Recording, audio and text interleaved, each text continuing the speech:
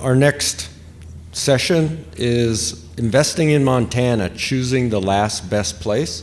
I'd like to call up to the stage Chris Friedel, Vice President and General Manager for TowHaul, Diane Bristol, Vice President of Community and Culture for Sims, and our moderator, President and CEO of the Montana Chamber, Todd O'Hare.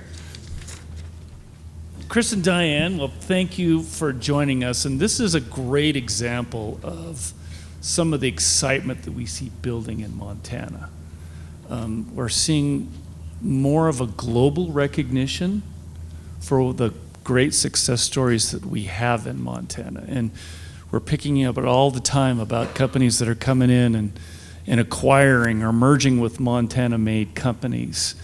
And it brings a whole different level of accessibility to the Montana companies. It brings more exposure to the state. We talk a lot about Hyundai and how they've discovered Montana. Now they have a presence here. And it feels like there is this momentum in Montana that's based around our entrepreneurs. And so I think as we talk about this a little bit, I think one of the things that we want to try to get is some of your perspectives of your individual companies and some of the things that you think have made your respective company successful in Montana. And so I'm going to start with you, Chris, to talk a little bit about TowHaul. And TowHaul is based in Belgrade. Frank Smith is my neighbor over in the Paradise Valley. And so it's been fun to watch how Frank has transitioned that company, and Kim Wild has been a longtime member of the Montana Chamber through TowHaul, and so thank you for being a member. So can you tell us a little bit about TowHaul? Because I think this is a pretty fascinating little company that people don't know anything about and the kind of reach that TowHaul has. Absolutely. So TowHaul is a bit of a niche company. We manufacture very large lowboy trailers for the mineral extraction industry. So open pit mines all over the world. The smallest trailer we build is about 120 ton capacity, all the way up to, right now we're working on a project in Australia that's up to 665 tons. And we're moving around all of the equipment that you might find at a mine site, from excavators to bulldozers to drills and everything in between. The company's been based in Belgrade since the early 90s, with the roots of the company starting in the late 70s, actually in British Columbia. That's where Frank Smith is from. He's a British Columbia farm kid. Always loved trucks and motors and engines and things, always interested in that, and got an engineering degree and started a world-class company. I'm very proud to work there, and it's been a special journey. And so we're talking about trailers here that can move equipment almost the size of this room or larger. So transporting that out of Belgrade to Australia, this is not something you just stick on the interstate on a truck and haul it. How do you do this? Well, people know us on shipping day. And it never fails. We shipped yesterday, of course, in a snowstorm. So that trailer is going down to Peru, at a copper mine in Peru. So what kind of launched TowHaul from a local company that was serving primarily Nevada and Wyoming, and the coal mines in Wyoming and Nevada and the gold mines, was a design that Frank and one of our senior design engineers that's still with the company today, he's been there about 22 years, in 2005, right about when I started. It's a modular design. So the machine is built in giant sections, essentially, and it's built, it's put together, it's taken apart, and it's shipped in sections. So that design really allowed us to go from a local regional company, which is what most of our competitors are, to a global company, because we can ship these things a lot easier. You're still talking about shipments that are north of $200,000 to get it from here to Australia or someplace like that. But these machines, as they come onto a mine site, become, the phrase I always hear when I'm out visiting customers is, these are priority one machines. So for these mine sites, these are massive operations, and $200,000 is a drop in a bucket to ship this machine there, because once it's there, once it's working, it's paying for itself in as little as 2 years. And so as a global company, you rattled off Peru, Australia. Can you tell us a few other countries that you're shipping TowHaul trailers into? Yeah, we're currently operating in 26 countries, anywhere from Burkina Faso, Morocco, and North Africa, South Africa for sure. Some of our biggest markets is South America. The copper mining down there is actually quite key in everything we're hearing these days with electrification and the green energy revolution. So copper mining in Peru, Chile, and some of those countries is very important to our business right now. And Australasia as a whole, including Indonesia and Papua New Guinea and some of those countries, is also a big market of ours. So really a global company that's, 20, if you asked me to rattle them all off, I'd probably miss a few, but yeah, it's pretty cool. Belgrade, Montana, 27 countries around the world, right? It's pretty impressive. How many employees do you have? Right now we're about 72, and we consist of anything from our welder fabricators to engineers to sales to service. It's pretty much, we go from start to finish, designing, building, shipping, installing, and maintaining the equipment. And to give us a little more perspective on the size of these trailers, from start until finish, when you're ready to ship it out, how long does it take a crew to build one of these trailers? Too long. Throughput's a big thing for us right now.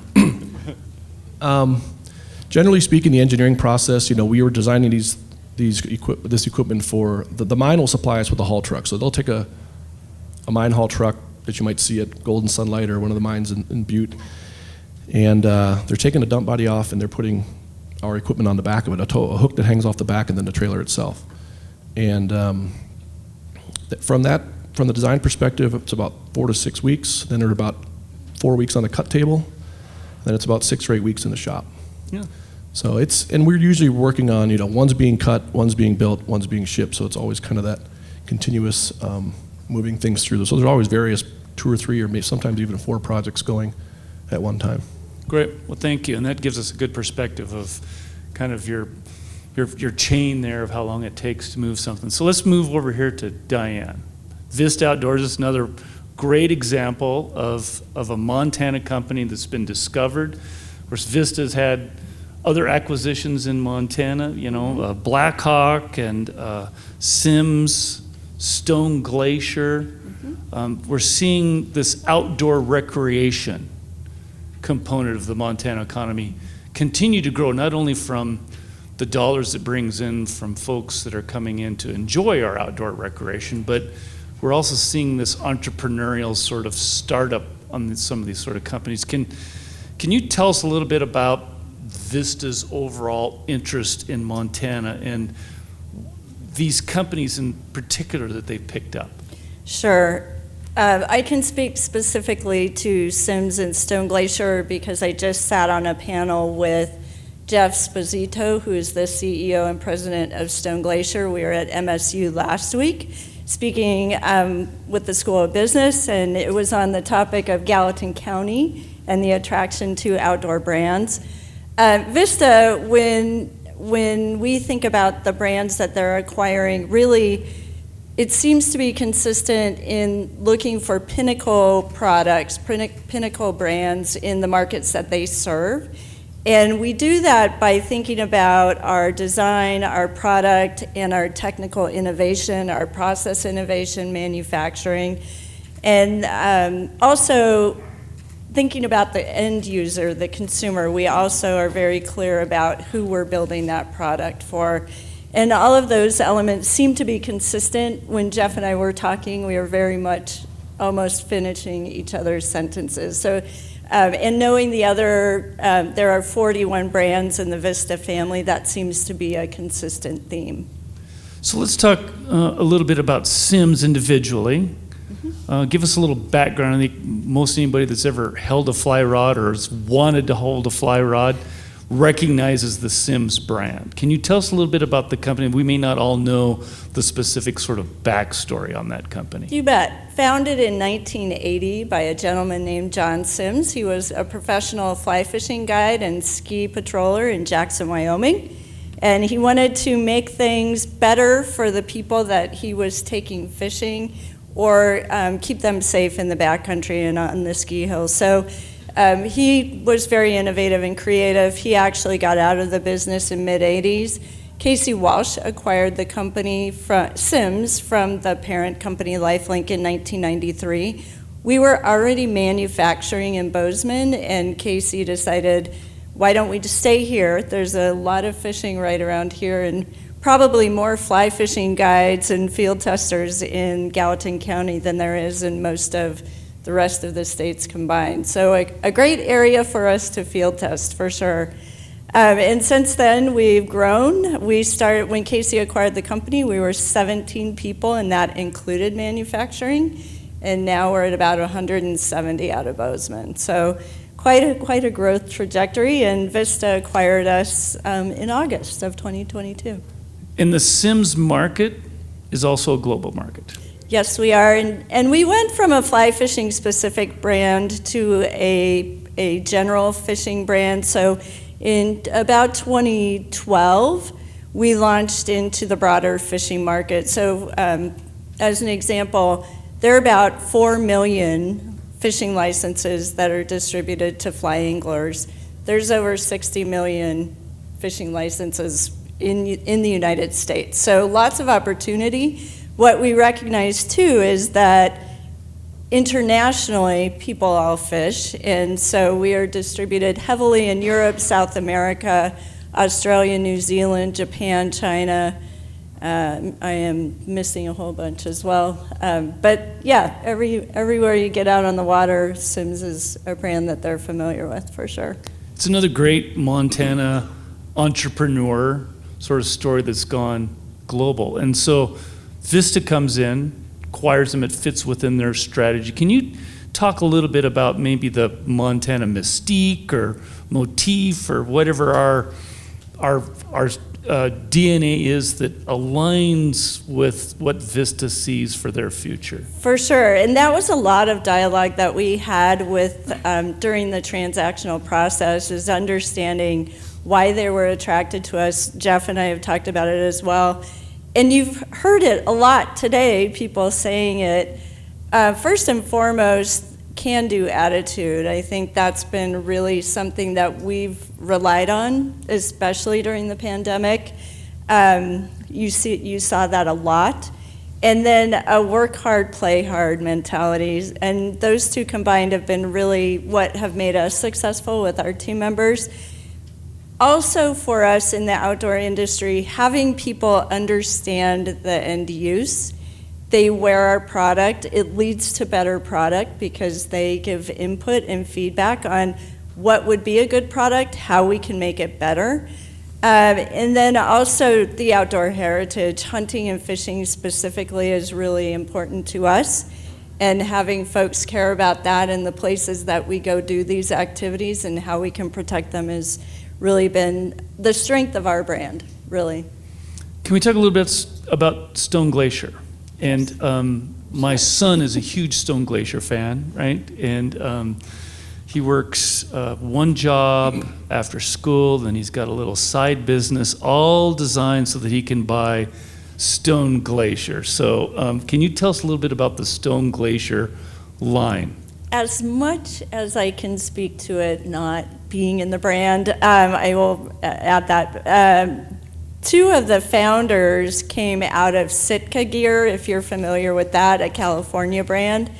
And they recognized that there was an opportunity to make even better and more specific product for folks that they don't even know that they need.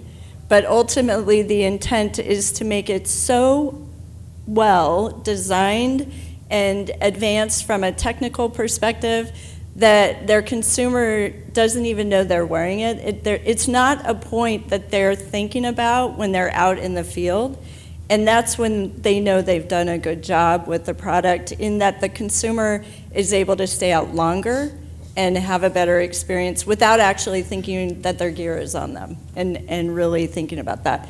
They are very innovative, very creative, and Kurt, one of the co-founders, I sat across from dinner with him, and he is down to the ounce of weight on the gear that they're building so that people can be out hunting and have a great trip. And Stone Glacier is a relatively new brand. Yes. And so can you touch at least broadly speaking, on sort of the presence that you have, as where your market is? Is this largely within the United States, within a region? Is it? Very much in the United States, and because the Stone Glacier is so new, they're really focused on being the best product, introduction to the marketplace. Their customers are incredibly loyal, and so just using that grassroots initiative to continue to grow and evolve, United States focused for now, yeah. Right. So, TowHaul was recently acquired by Federal Signal. And this is the second, similar story to what we have with Sims and Stone Glacier. It's a second sort of acquisition by Federal Signal in Montana. Their first acquisition, I think, was in 2019, and they bought a company out of Billings called Mark Wright Lines, which, among other things, they paint the stripes on highways and some of that sort of work. Can you tell us a little bit about Federal Signal? Because I suspect most people have never heard the name Federal Signal. So can you tell us a little bit about the parent company, Federal Signal? Yeah, sure. Federal Signal started out, it's about a 100-year-old company. They started out making lights for ambulance, firefighters, and so on and so forth. So first responder lights and sirens and things of that nature. Also sirens for tornado warnings, sort of in the Midwest. I'm from the Midwest, so I know what those are all about. They've kind of gotten into, they've acquired about 40 companies in the last 20 years, and their philosophy is they're buying these sort of niche platform type of vehicles. So they own Elgin Street Sweepers, for instance, out of Elgin, Illinois. They own Vactor, which is a company that manufactures vacuum trucks for sewage and for municipalities and things like that. So kind of these specialty niche products. So in October of 2021, they acquired a company in Post Falls, Idaho called Ground Force. And Ground Force manufactures water tanks and spreaders and lube trucks and things for the mining industry. And when they acquired them, the president of Ground Force wanted to acquire us. We were already working with them. They were helping us in some different markets that we had not been doing business in. So it's a real natural fit. Going back to Kim and Frank and their philosophy, they really wanted to partner with someone. The family did not want to sell to someone that was going to move the company. So she was very serious about finding that right fit, not to move the company out of Montana. And that's not their philosophy. They understand that they're buying these sort of niche products that have a lot of tribal knowledge within the organization. So there's the people that we employ, they know this, many of them have been there 10, 15, 20, 25 years, and they know how to build these things. So they're not interested in moving us out of the state. They want to invest in the state. Between Mark Wright Lines and TowHaul, they've invested over $100 million. And they're looking to grow our business. They like what we do, they just want to do more of it. So they're supporting us with capital expenditures and looking at ways to improve our throughput and improve overall how we build these trailers and put them out in the world. And Federal Signal is also a global company, big footprint around the world. And so to have a company like that recognize a success story in Montana and then choose, and thanks in part to Kim and Frank being committed to wanting to keep TowHaul in Montana and to keep Mark Wright Lines in Montana, right? These are good success stories for Montana. Absolutely. I mean, it's the workforce here, the people that we work with and employ. I think we've heard this theme a little bit throughout the day. The work ethic. I mean, you're always going to get an honest day's work out of a Montanan, that's for sure. And that's what I've learned. I've lived here for 18 years, and it's really cool. That work hard, play hard, like you mentioned, Diane. That's a very true statement. So yeah, it's a great place to live and work, and that's what we're kind of how we're attracting our workforce now when we're trying to grow our company is look where we live. This is a beautiful place, and there's lots of opportunity to do things outside of work, and having that work-life balance. So we keep hearing that phrase all the time. Well, we're really trying to live it and give that to our staff. And hey, let's get out there and get the job done, but after work, let's go have some fun. So let's talk a little bit about the workforce issue, because it's a pressing issue that every business is facing. It's an issue that every business has been facing for a number of years, and it seems like 2020 just blew it up. It just really kind of threw extra gasoline on what was already a bad fire problem. So Diane, the kind of jobs that you're filling at Sims, can you tell us a little bit about what those kind of jobs are? What sort of education may be required for them? The kind of people you're trying to recruit? Sure. We have been very fortunate that we're continuing to grow all of the areas of business. So from our waiter makers, our production floor team members, up to our professional roles on our executive team. We've been recruiting for all of those for the last many years. And I would say we do not have difficulty at all with our executive or any of those professional roles getting them to come to Montana. And they really are excited to come and to be with a fishing brand in Montana. So that's not a challenge so much. On the production side, it has gotten more and more difficult. And I think today, you've heard a lot of things that manufacturers are looking at to try and increase participation and recruit people.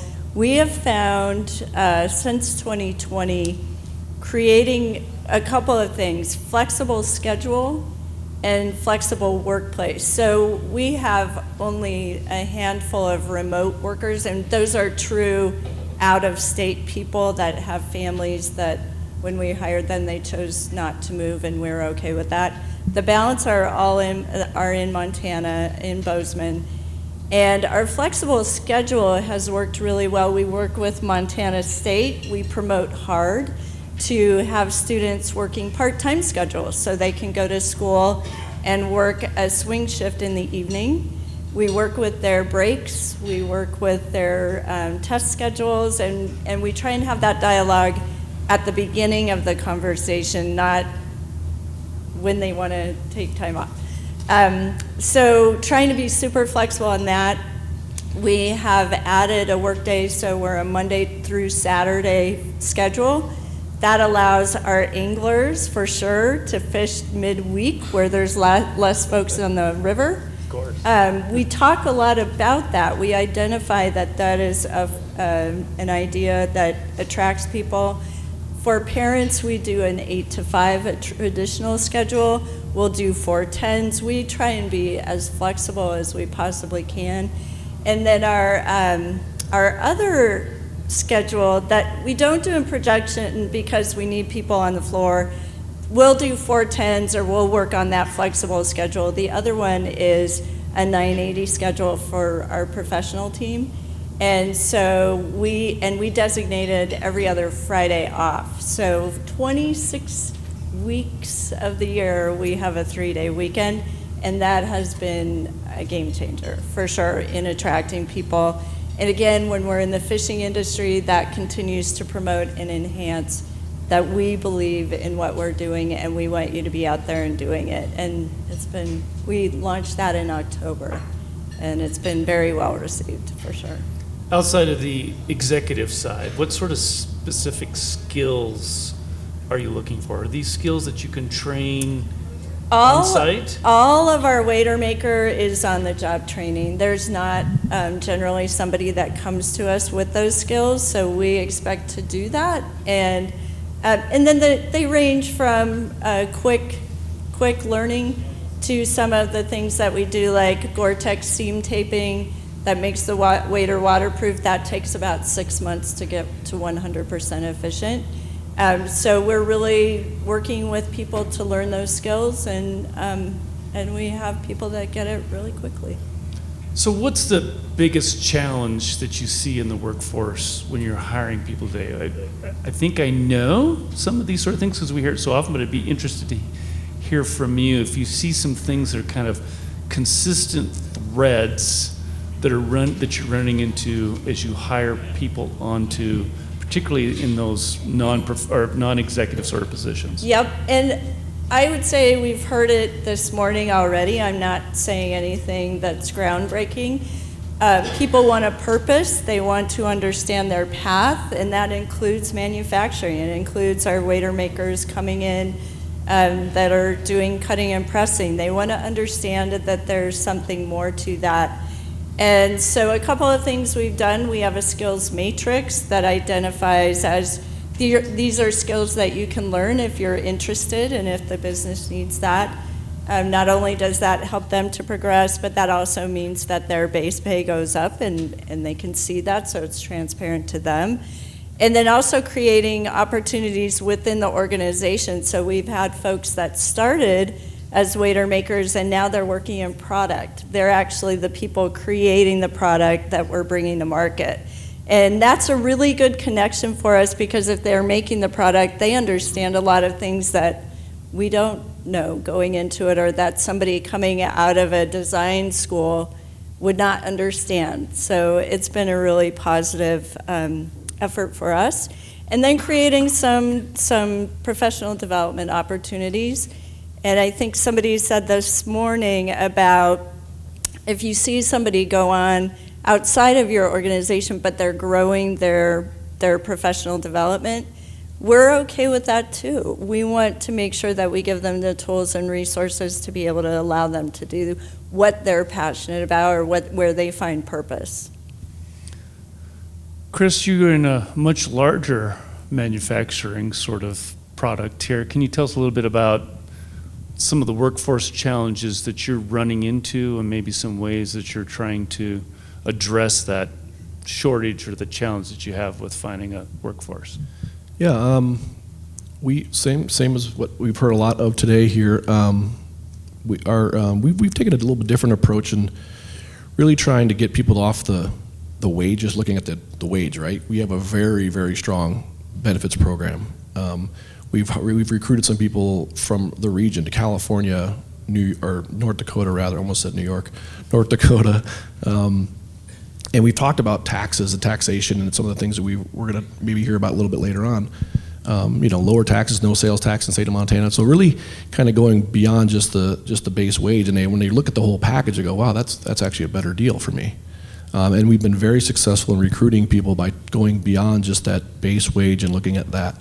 And that's helped us. We've grown the workforce. We had a goal of increasing the workforce in the shop by 3 individuals by the end of this quarter, and we've already done 4. So the HR team and the production manager has done a very good job of bringing those people in, and we're bringing in people that sometimes have no experience. They'll do a weld test and they'll be kind of in a matrix like you spoke of, kind of rank them where they might fit into the overall workforce, and their wage is reflected in that. So they have a path to say, okay, if I can achieve X, Y, and Z, I can make this much more an hour and do these different things. So.